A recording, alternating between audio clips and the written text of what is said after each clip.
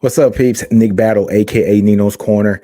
First off, if you like this content that is coming your way, hit that subscribe button. It means a ton. Like, comment, subscribe, share. Helps me grow the channel. I'm on the road to 4,000 subscribers. Help me get there. Also, folks, if you're listening to this in the podcast, whether it is Spotify, Apple Podcasts, Google Play, Stitcher Breaker, the whole nine, like, comment, subscribe, share there as well. Helps me again grow the channel. But today, folks, we're going to dive into the HornsCorner section of the NinosCorner podcast, and we're going to talk about the post-game recap of Texas versus West Virginia. What did Texas do well during this game? How did they line up in the formations? What formations worked the best for Texas? We're going to go through all that. But prior to that, folks, let's get into our sponsors. First sponsor, folks, is BetUS.com.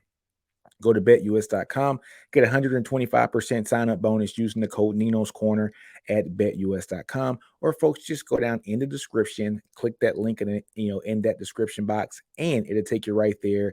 No worry to put a code in and take it there, get your 125% sign up bonus code. That's free money, folks. Use it for your bets on college football, UFC, boxing, baseball still going on now. Basketball's coming up. Free money, folks. Use it. Second sponsor, folks, is manscaped.com. Folks, go to manscaped.com. Get 20% off and free worldwide shipping using the code Ninos Corner at manscaped.com. Again, 20% off and free worldwide shipping using the code Ninos Corner at manscaped.com. But folks, you are here today to talk about the post-game recap of the HornsCorner section of the Ninos Corner podcast, Texas versus West Virginia. What did Texas do well in this game? First off, before diving into the stats, I just want to say props to the defense for doing an outstanding job against the run. West Virginia averaged more than 200 yards rushing per game. If I'm not mistaken, this defense held that running game for West Virginia to 61 yards. Kudos to them. They did an amazing job. Also, West Virginia folks averaged more than 40 points a game. This defense was able to hold them to under 20 points a game. They got them not under, but right at 20 points. So Coach PK told us last year his ideal of a great defense was to hold everybody he played to 20 points or less. And folks, we have done that pretty much this entire season, minus the Texas Tech game. And the players already said they came out after this game against West Virginia and said that was not our brand of football. We should have won that game. That's not the quality of work that we want to put there on film, and we're going to be better. And by God, they were a lot better against West Virginia. Also want to give shout outs, man, to the defensive backfield. Jamison, Johnson, Watts, Thompson, Anthony Cook. Those guys had monster games. When I say that, folks, they did not let anything get over the top of them. They played a lot closer to the wide receivers these games. Very physical, which I love. Sark almost had a pick six. I saw it in Shark, not Sark. Shark almost had an interception. I see you, Jamison. Almost had a pick six, man. Almost had a pick six. Jaron Thompson also had a batted down ball as well. I think as a whole, that defensive backfield had 5 pass breakups, if I'm not mistaken, throughout the game. Another guy that balled out. We got to give some shout outs to Barron Sorrell, a sack and a half. Outstanding job. Outstanding job. Also, Coburn, the pressure that Coburn put on that interior offensive line was amazing. There was a couple plays where I saw Coburn basically push a guy 8 yards back. I mean, just right into the quarterback's lap. So yeah, kudos to that defensive line. They did their thing. Amazing, amazing. Just play from that defensive line between Coburn, between Sweat, who also had an amazing game as well. Byron Murphy's a dog. I've been saying that, folks, for a year now. You guys are starting to catch up. Yeah, catch up. Yeah, Byron Murphy is that guy. He's a dude. Who else? Who else was good? Ojimo. We missed Ojimo last week, and just right off the bat, he was disruptive. I mean, it's a very well played game from that defensive line. Also, folks, let's talk about those linebackers. Ever since the first game, Jalen Ford has clicked the light switch on and left it on. He's been balling. I think 15 tackles last game. Jalen Ford has the potential to be this MVP for this defense this year. I mean, he is amazing. Of course, guys are going to have missed tackles, but it's nothing wrong with having missed tackles if your defense is swarming. Look, these guys are good players too. Texas just doesn't have all the good players. These guys are good players too, right? So yes, they're going to make you miss from time to time.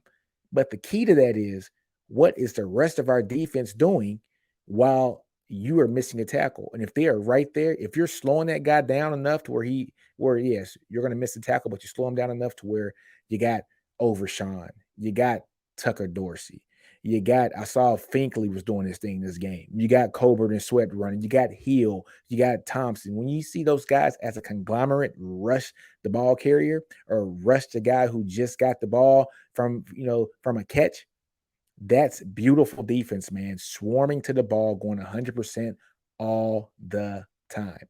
So kudos to the defensive side of the ball. And I mentioned Agent Zero, Overshawn. Overshawn, man. That's Overshawn, dude.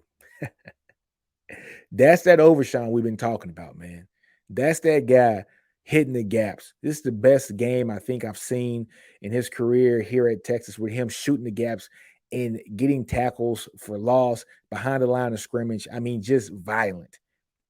This is Overshawn, man. I'm loving the play I'm seeing out of him this year. An outstanding player. It's going to be an all Big 12 performer, and hopefully higher. And I cannot wait to see Overshawn get drafted this year, because wherever he gets drafted, I'm going to root for that team. I'm telling you, he's a Longhorn, and he's been here for a while, and he's been doing his thing. Very unselfish player to switch positions and then that ball out in that position as well, even through injury. He's the true definition of a Longhorn. Folks, just on the offensive side of the ball, things I like, give some kudos to Hudson Card, man. I actually sent out a tweet just how successful he was. I think on his completions, he was 81% successful on his completions, meaning that those plays were successful in manner. Over half the yardage on first down, 70% of the yardage on second down, and 100% of the yardage on third and fourth down.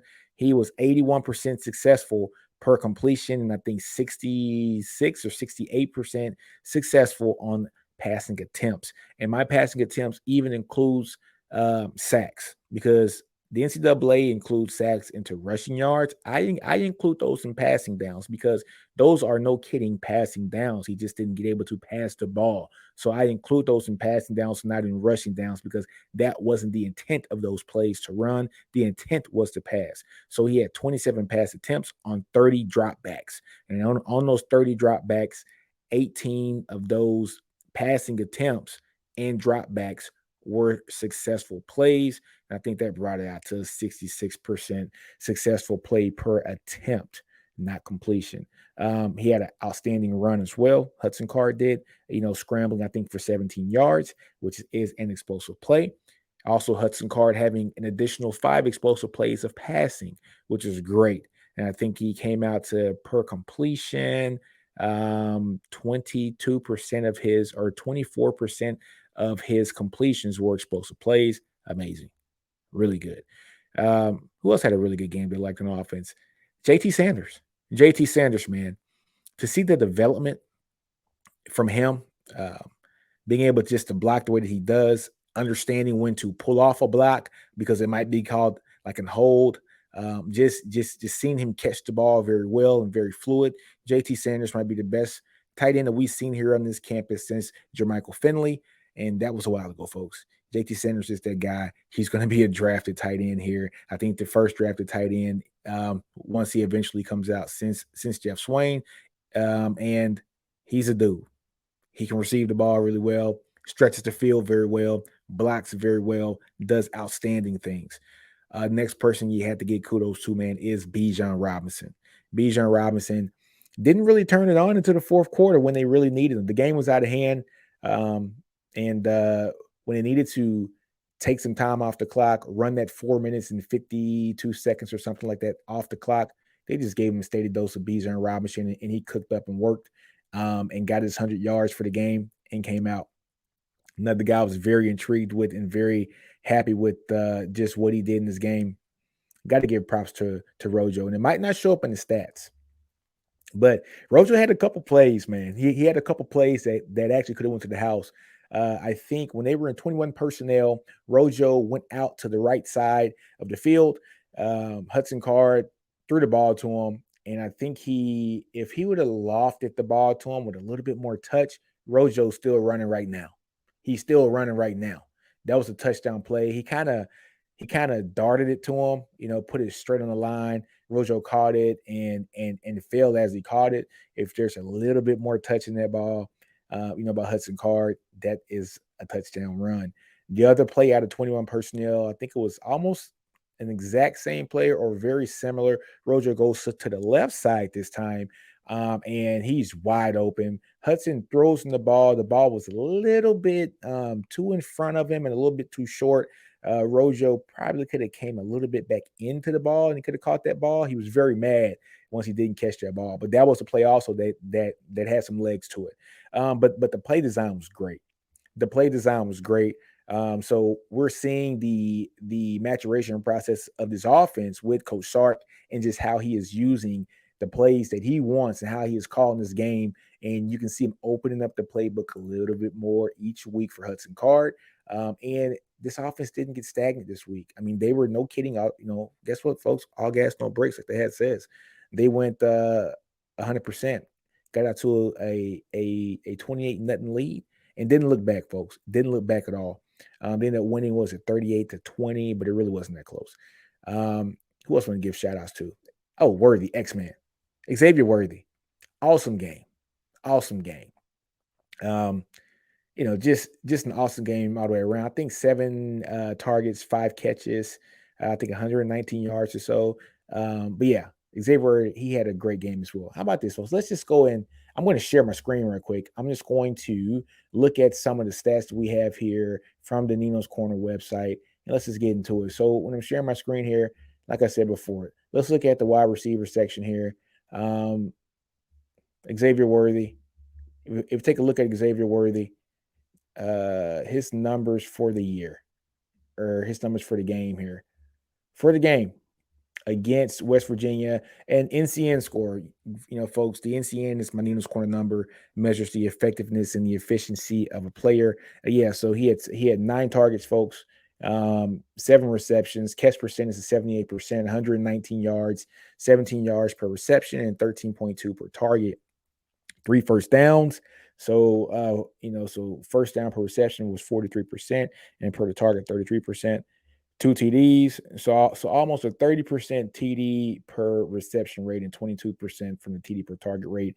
2 explosive plays. Those were the plays that the one that Hudson threw up, and it got tipped by West Virginia, and X actually got the ball. And the other one was that long pass to Xavier Worthy, I think on the right side of the field. It wasn't a touchdown. Hudson didn't lead him out enough, but he ended up catching the ball.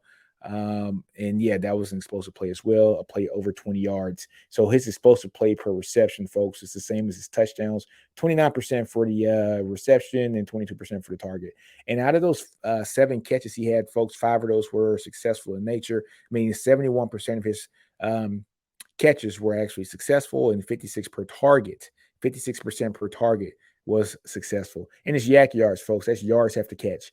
32 yards of yak. So yak per reception was around 4.5 yards. All right. So he had no defensive pass interferences and no drops this game. So just very, very clean game from Xavier Worthy. You look at him for the season here, 2022, around a 45 NCN number. That's the average, is around 45 points is the average for a wide receiver, actually just an offensive skill position player in college football. So he's going to get that number up. He's going to, everybody else is going to come down to the mean, and he's going to rise. He had just a couple of rough patches there with some drops here in the previous game. So that's Xavier Worthy and just exactly what he did in a nutshell here for the Texas team. Another person I want to highlight, folks, is Jordan Whittington.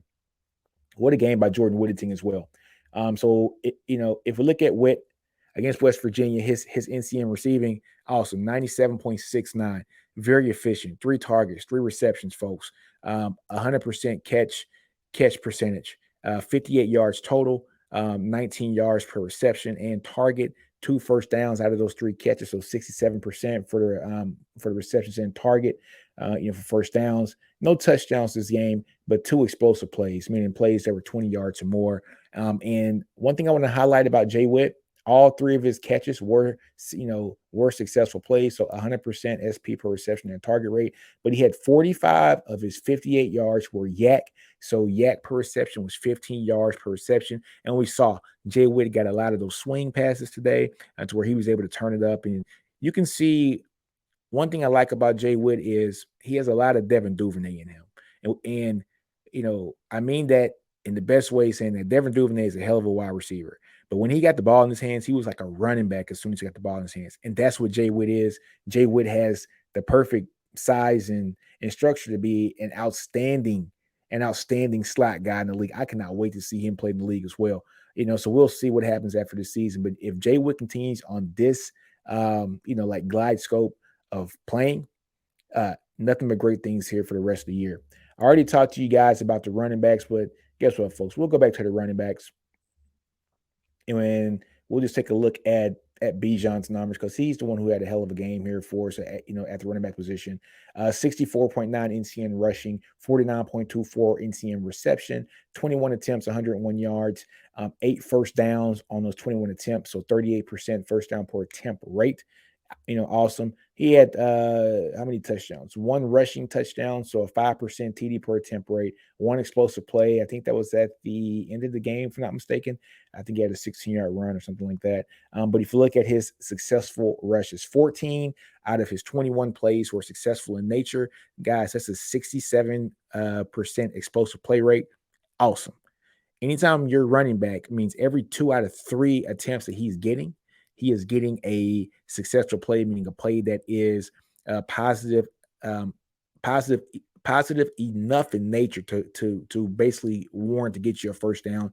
That is what he's been doing in this past game, and awesome game here.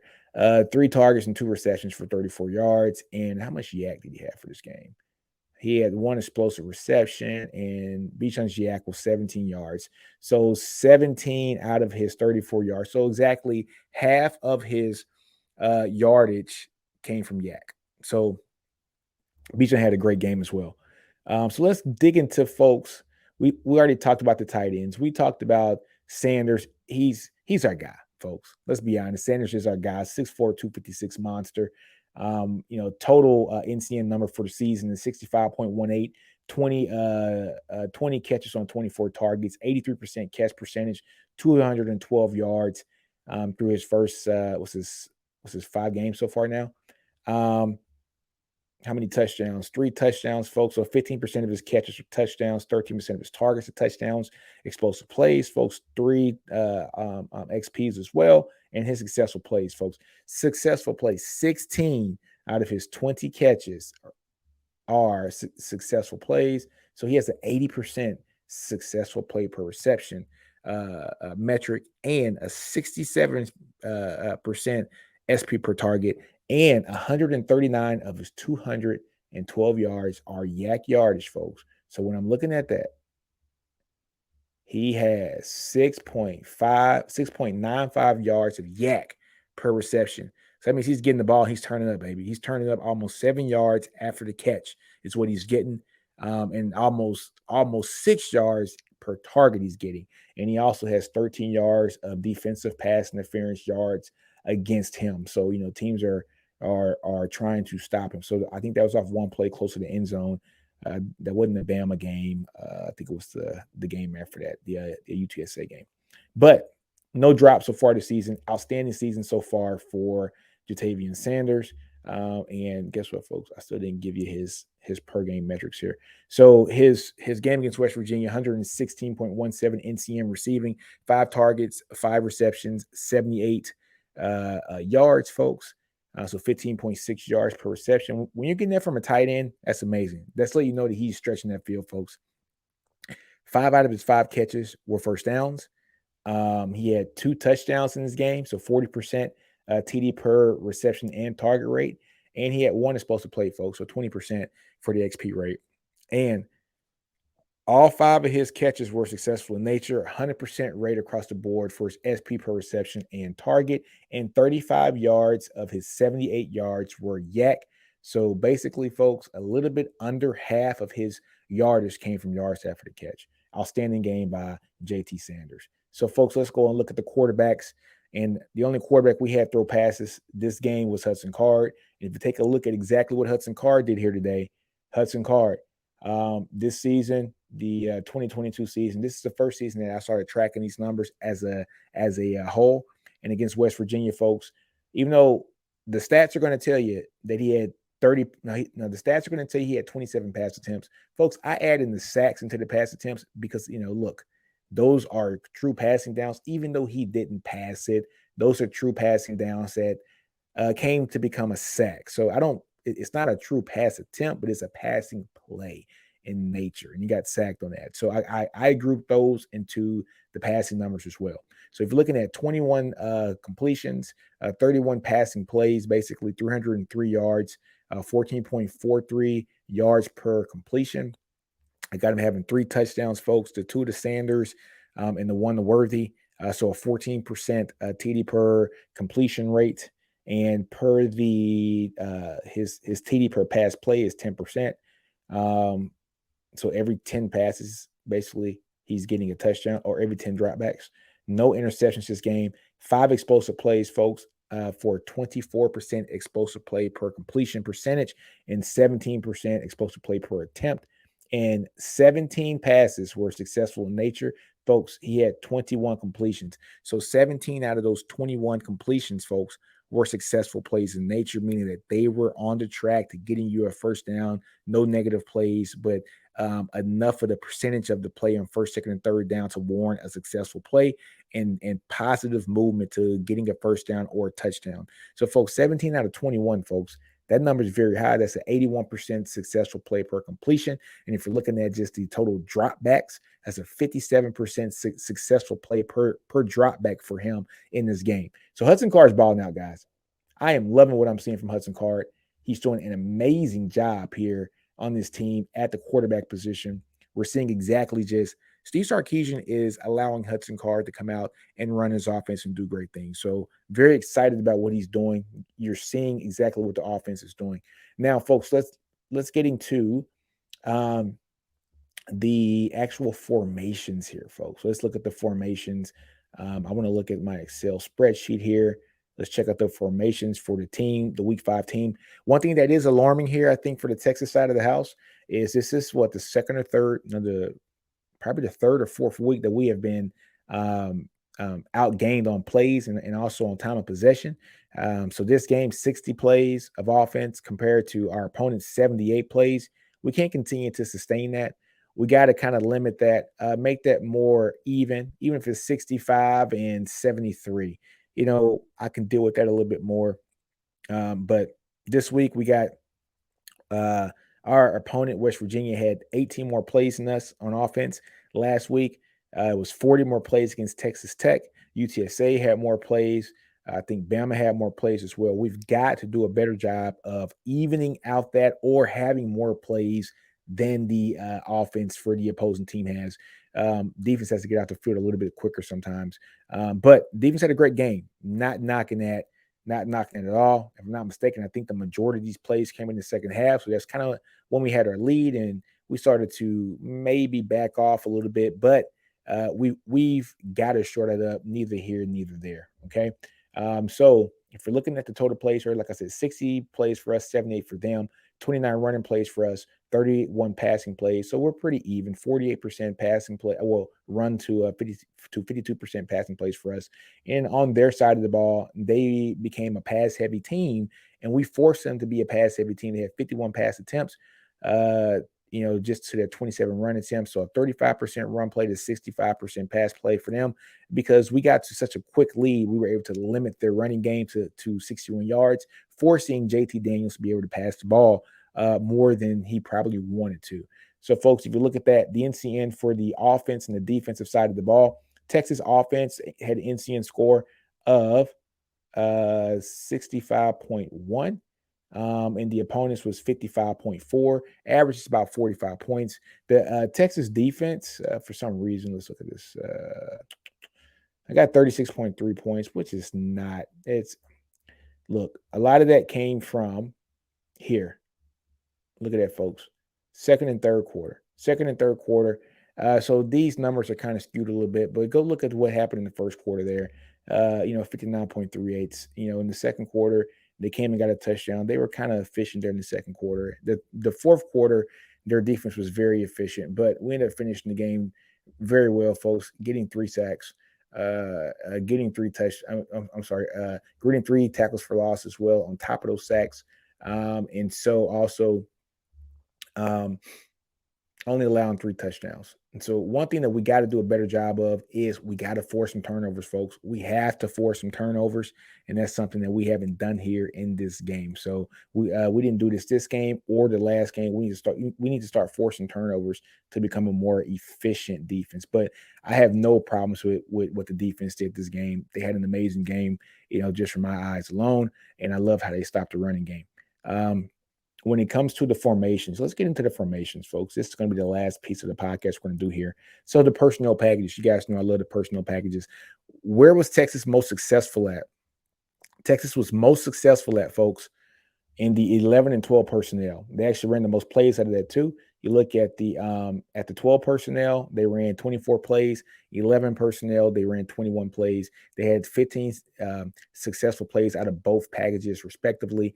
So when it comes to the SPR for the running, so the successful play rate for the running and the passing, 70% for the run, 73% for passing, and 11 personnel, and 71% SPR total. So just a composite for both of those. And for the 12 personnel, folks, 15 SPs, 62% successful play rate for the run, and 64, for the pass, with a composite of 63%. Very, I would say, pretty even across the board. When you look at the 11 personnel, 10 run plays, 11 pass plays. When you look at the 12 personnel, 13 run plays, 11 pass plays. So very even. But those are our two most used packages, and it shows just how successful they were. We had a couple empty plays, and we were successful on both the run and the pass play, those empty, but not enough sample size. One thing I do want to talk about is the 21 personnel. We ran the 21 personnel. I got that 5 times, folks. Take a look there. 21 personnel 5 times, and we were successful 3. And honestly, we should have been successful 4 out of those plays. But that was the 21 personnel where Rojo went to the left side and the ball just wasn't out there quite enough, and Rojo didn't come back into that ball. That was going to be a catch for some long yardage there. No kidding, definite explosive play on that play. This should have been 4 out of 5 successful plays from the 21 personnel formation. That would have lifted this up to an 80% SPR total. However, 6% is not bad, folks. They did really good in that as well. One thing that you do start to see is limiting now is the jumbo package. If you go take a look at the jumbo package here, folks, once this team is getting more comfortable with Sark's offense, you're seeing exactly what's happening now. They're getting rid of, I'm not going to say gimmicks, but they're getting rid of these other packages and trusting exactly what he wants in his offense. 2 things you didn't see. In this game, you didn't see a lot of jumbo. You only saw 5 plays, and you didn't see the road cat. Right? You didn't see the road cat. So Sark is trusting his offense and opening it up to his team to make sure that they can make the best out of those plays. Let's take a look at West Virginia's and just see kind of where our defense did well. Their most successful formation was 10 personnel. They were successful 45% of the time. They ran out of there, and they had 22 plays out of there. The primary the offense that they ran primarily, folks, was 11 personnel. They had 46 plays of that. Only 18 of those were successful. So a 39% success play rate for West Virginia. So our defense did a great job of that. The successful player for the run in that formation, they ran 18 plays out of that, was 44%. So our defense did a great job of stopping there as well. Less than 50% is definitely ideal. So kudos to the team, man. Kudos to the team. They limited this